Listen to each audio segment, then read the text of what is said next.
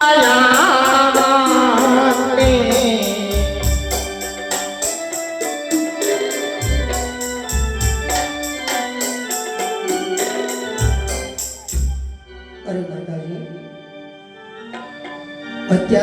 રાજમાં શા માટે બોલાવો મારી માં? અરે રામદેવી રામ, તમારા પિતાજીને સપનું આવ્યું છે, તે તમને યાદ કરે છે. બોક્સ આવે તો બગડી જાય આખું. આજ પિતાના શરણમાં રામૈયાના નમન ઓલો બોક્સ આવે ને આમાં.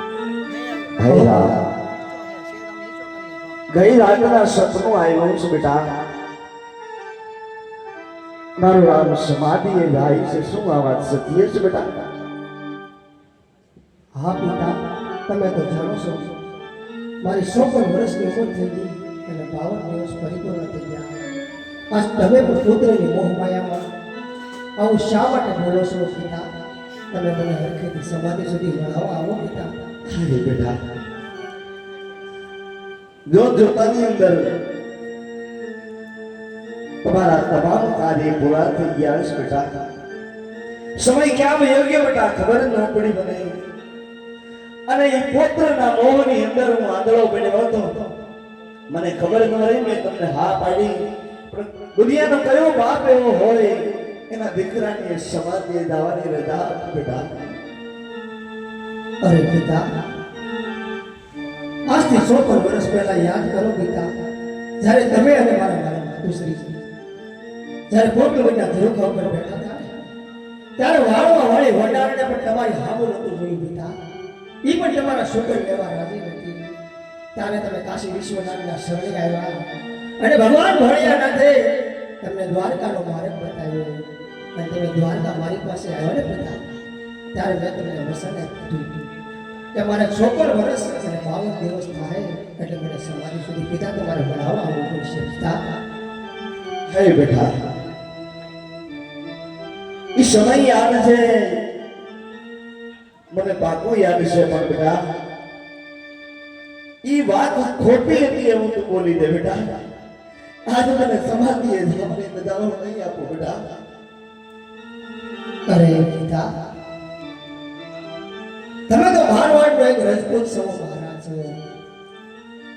કેવા કીધું છે, રઘુકુળ રીતિ સદા ચલી આવી, પ્રાણ જાય પણ વસન ન જાય. શું તમે આ દ્વારકામાં વસન આપેલા એ ખોટા છે? ખોટા નથી કહેતો બેટા. હે મહારાણી, તમે તો સમજાવો. આ દીકરાને તમે સમજાવો, વાત કરો બેટા. અરે રામદેવી પિતા, આવી સોંપી નથી મારા બાપ. હવે સમાધિ લેવાના તો અમારા દિવસો થયા મારા બાપ. આવી વાતો તમારા મુખથી સોંપતી નથી રામદેવ. એટલા માટે તમારા પિતાજી કહે છે કે તમે સાંભળો મારા બાપ. અરે મારી માં, હું પણ જાણું છું સ્ત્રીની વેદના માત્ર એક સ્ત્રી જ જાણી શકે છે માં. પણ કહેવાય છે ને મારો સમય આવી ગયો છે માં, તો મને સમાધિ સુધી તમે પણ વળાવવા આવજો માં.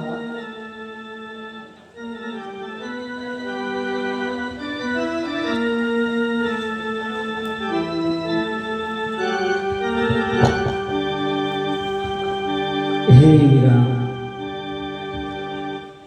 આજે તારી વાત મેં પણ સાંભળી છે ભાઈ. હે બાજવા, કે તારી વાત કેવી સત્ય છે વીરા. હે બાજવા, હાલ મારા ભાઈ સમાજે જવાની હઠ મારા વેર. હે બાજવા,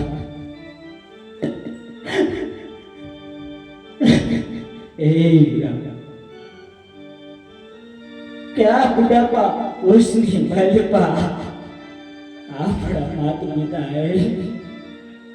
એ વાદવા. આ માત પિતાને હું કઈ રીતે હસું એવું મારો ભાઈ. એ બાદવા કે સમય જવાનું. એ બાદવ આજે શું પાટી વાળો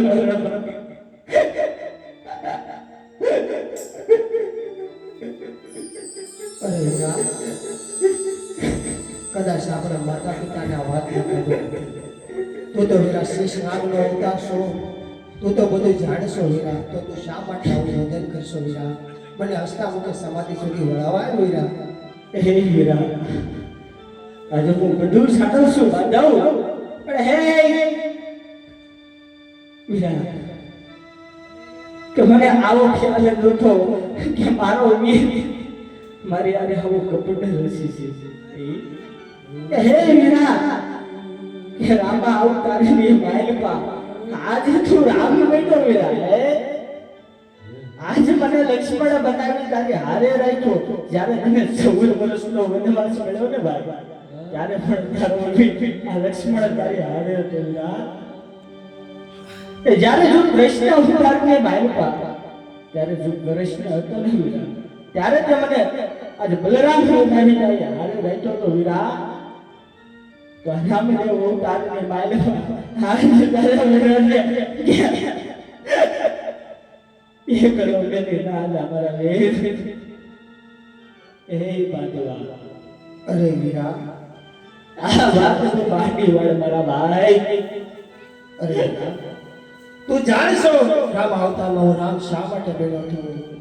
રામ એ માટે બન્યો હતો પાપી રાવણને મારવા અને વિભીષણને લંકાનો રાજ સોંપવા. કૃષ્ણ અવતારની અંદર કૃષ્ણ એ માટે બન્યો હતો કે મામા કંસને મારવા અને આપણા નિર્દોષ મા બાપને છોડાવવા વીરા. અને ત્રીજા અવતાર પણ તને ખબર છે વીરા, પોકળની ધરા પર ભેરવા નામનો રાક્ષસ હાહાકાર મચાવતો હતો. એનો મારે સહાર કરવાનો હતો. એટલું જ નહીં, આપણા મા બાપ તું જાણશો ને બે વીરા, વાંજ્યા હતા ને વાંજ્યા મેળા ભાગવા હતું બંને ભાઈ અવતાર લીધો છે. તો માટે હવે મારે અવધિ પૂરી છે વીરા. તારી વાત કેવી બધી સત્ય છે મારા ભાઈ, પણ હે વીરા, આજે તારો ભાઈ તો બધું જાણે છે વીરા. પણ જ્યારે કે કોણ કે લાસા લક્ષ્મી સગોણા આવી તેણે બેનો આપણી વીરા, કે જ્યારે રંગબેનને મારી પાસે તું જાતો હોય ને, ત્યારે એ બેનડી એવું કહેતી હોય, હે મારો બાપ આવ્યો, એ મારો વિહામો આવ્યો. એ વીરા, આજે આ તારો ભાઈ તો તને રજા આપશે ને, પણ એ બેનોને જેને મામેરાના ગુણ હોય ભાઈ, યાદી બેનડી ભાઈ કઈ રીતે રજા લે કે એ બધા વીરા. એ વીરા, આવું તો પાટી ભાઈ સમજજે ખરા ભાઈ. અરે વીરા, તું તો એક શેષ નાગનો અવતાર છો. પલવારની અંદર સૃષ્ટિનું સર્જન પણ કરી શકે છો અને પલવારની અંદર સૃષ્ટિનો નાશ પણ કરી શકે છો. સીધો વાત છે મારા ભાઈ. તો શા માટે આવું રુદન કરશો વીરા? મને હસતા મુખે સમાધિ સુધી વળાવવા આવ્યો વીરા. પણ જે હતું એ હારી ગયો નહીં વીરા,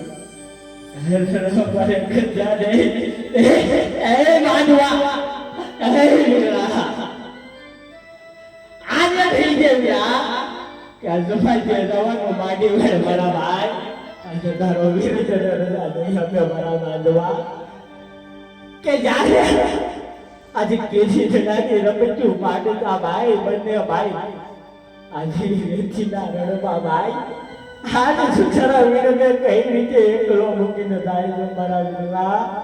અમારા માટી વાળે મારા ભાઈ, અમારા માટી વાળે મારા ભાઈ.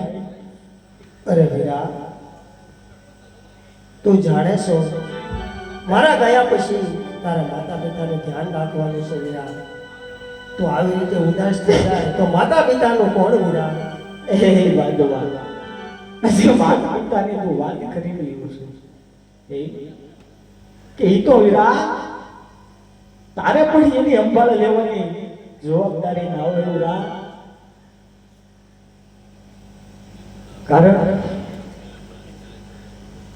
કે વીરા આવું તારા ભાઈ હવે કપડે હશે એ તું જાણ્યો વીરા. એ બાંધવા આજે તારો વીર તો તને રજા આપે છે ભાઈ, પણ યાદ બેનડી ઉપાય તો કઈ રીતની રજા લે મારા વીર. આજે તારો વીર હે વીરા આજ મને હવે ખેતી મારા બાંધવા હે વીરા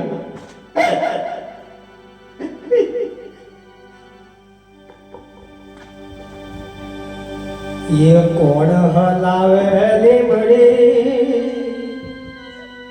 હલ કોણ જો લાવે પીપળે ભાઈની બેની લાડકી એનો ભાઈનો જો લાવે ઢાલકી અરે મારી બેન તમે આ શા માટે ઉદાસ થઈ બેઠા છો મારી બેન आजा बाले बापू कैसे आगा हाथी से विरा के रामदेव समाधि जाय से बांधो आवादा हाथी नदी एम कहते विरा के आ बात खोटी से विरा અરે મારી બેન હા વિરા આ વાત ખોટી નથી મારી બેન આ વાત હાસી છે ના નથી આવતું બેન. સમાધि જવાનું રહેવા દે વિરા કોઈ દિવસ મેં સાસરે આની અંદર સુખનો દિવસ જોયો નથી રામ કેટલાય વર્ષોથી પરણીને ગઈ છું વિરા કોઈ દિવસ સુખ જોયું નથી આજ મારા વીરના લગ્ન હતા રામ અમે અમારા પેરમાં આના ભાઈ ત્યારે અમે સુખનો સુરત જોયો રામ તું કહીને વિરા કે આ વાત ખોટી છે બાદ આ વાત ખોટી છે રામ અરે મારી બેન એટલો બધો વિલાપ ન કર જ્યારે કોકણ બની ગયેલું હું પાસ પગલી પાડીને આવ્યો ને મારી બેન ત્યારે મને વાત આવી કીધું હતું કે મને અને તારા પિતાને તું સુખી કરી તો વાત અલગ છે પણ કહેવાય છે ને કે તારી બેન સમૂળા જ્યારથી હાહરીએ ગઈ ને બેન, ત્યારથી કોકણગઢનું પાદરે જોયું નથી તો એકવાર અવશ્ય કોકણગઢના પાદરમાં લાવજો તો મારી બેન ઈ સુખ તો મેં તમને આપી શક્યો છું મારી બેન હવે શા માટે તમે વિલાપ કરો તમે અને 5 વર્ષનો ભાણિયો કોકણગઢની અંદર શાંતિથી રહેજો મારી બેન આ સમાધિ જવાનો સમય તારો નથી બાંધો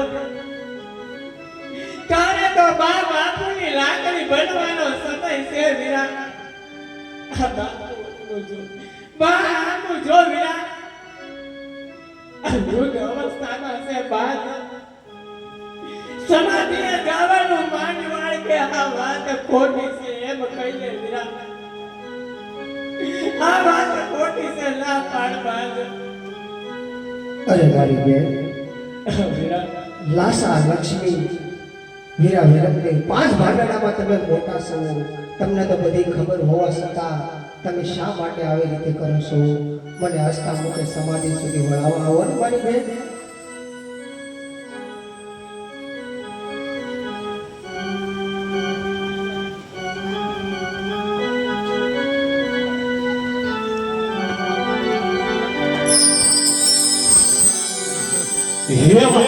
વાગે કરે ઓ તું રે યાદ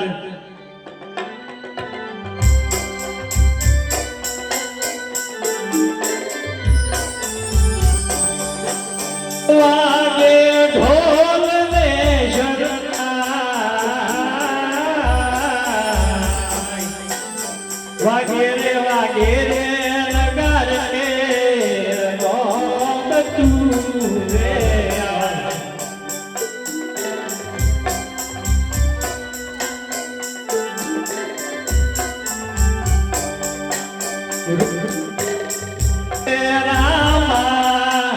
પીર ને રે આવે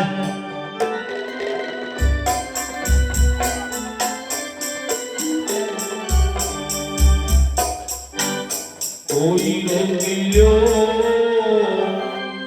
રોકીલ્યો રામા પીર ને કોઈ રોકીલ્યો રામા પીર ને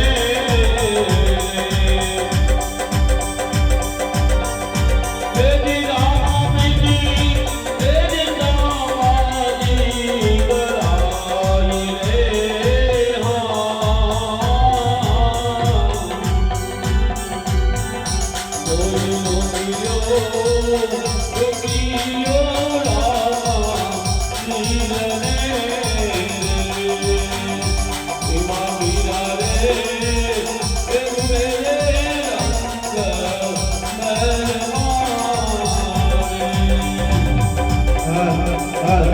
એક ખાસ સૂચના કે બહેનોએ માથે ઓઢી લેવું, ભાઈઓએ માથે રૂમાલ બાંધી લેવા સમાધિની.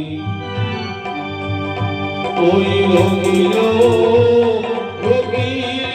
રામા પીરને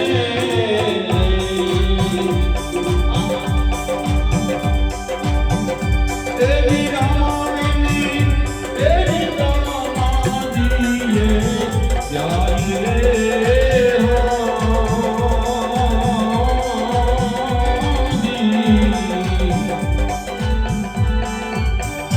કોઈ રોગીલો